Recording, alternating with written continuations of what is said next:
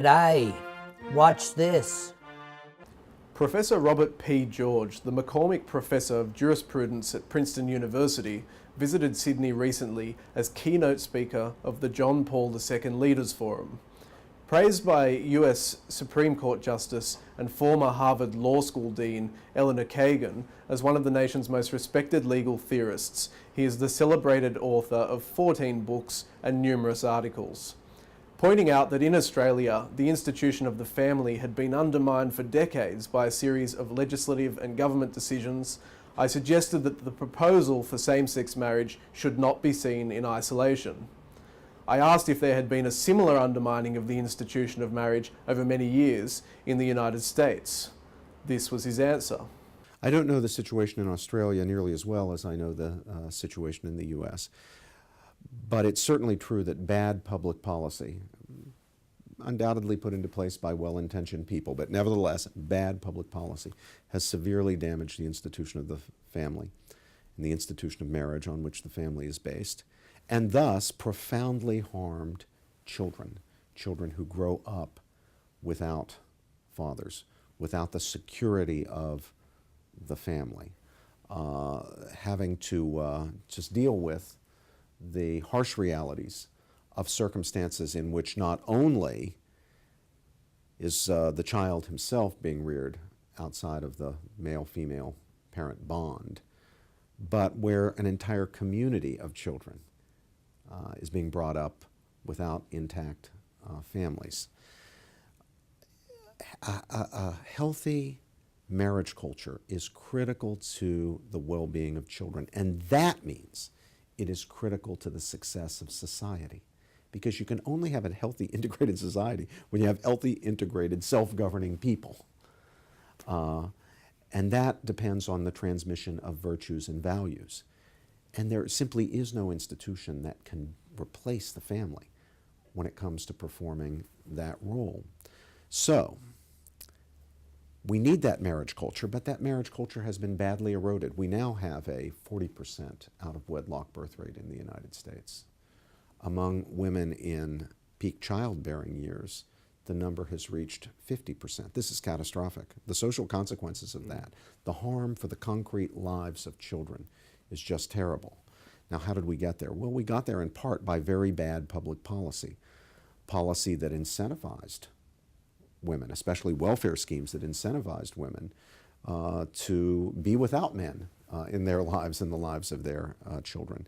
Policies that made divorce much easier, leading actually to what's we now call no-fault or unilateral divorce in the United States, where a marriage contract is worth less than an ordinary contract because it can be broken at will by either party, essentially without consequences. Now, again, I'm sure it was well-intentioned people, well-intentioned politicians and judges and others who brought these policies in. They undoubtedly thought that they would simply make life easier for couples who are having trouble in their marriage by making it easier for them to dissolve the marriage without fuss and fuss and save the public the expense of long, difficult, anxiety-producing litigation.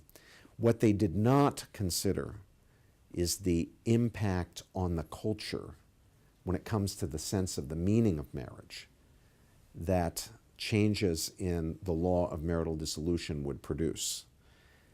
They thought, undoubtedly, that the rate of people wanting divorces would remain untouched by the rules concerning divorce.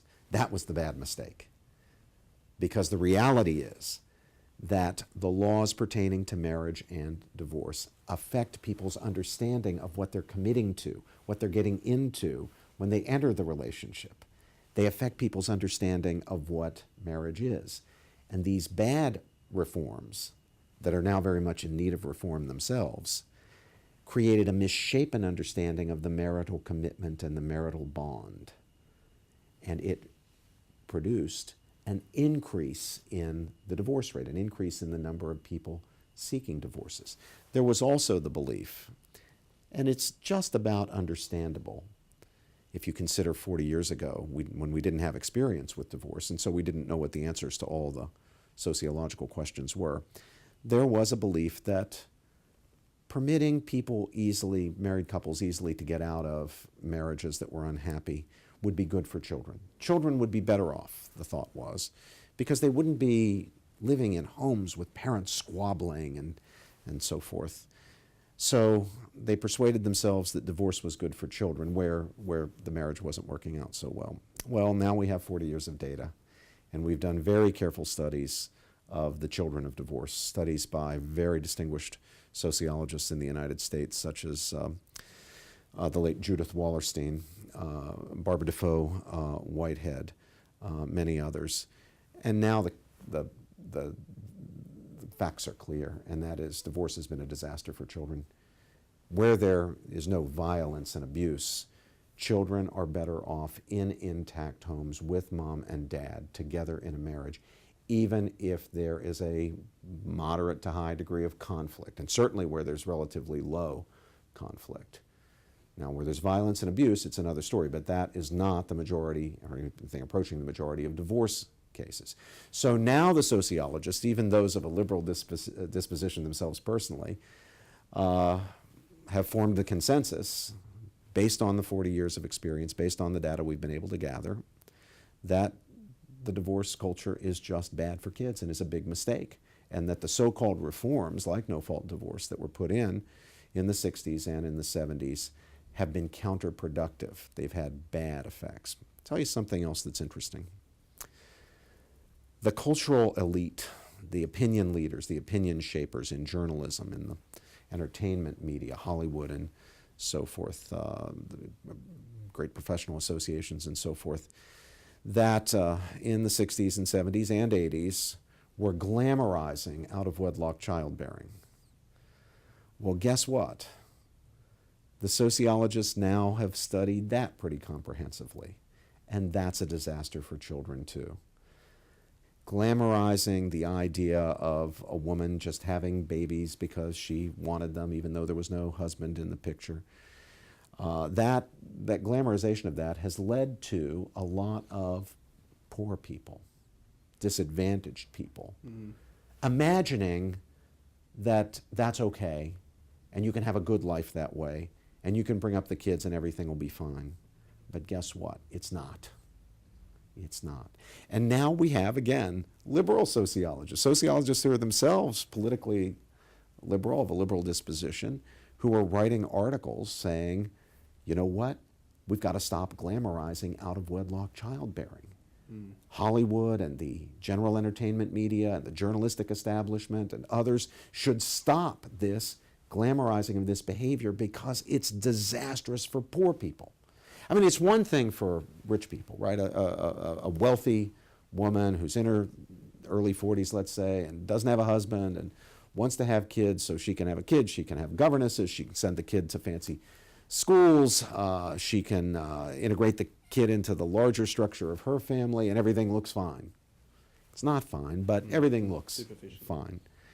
But guess what? The poor people who may look at that glamorized image of childbearing in that way, those poor people cannot afford the governess.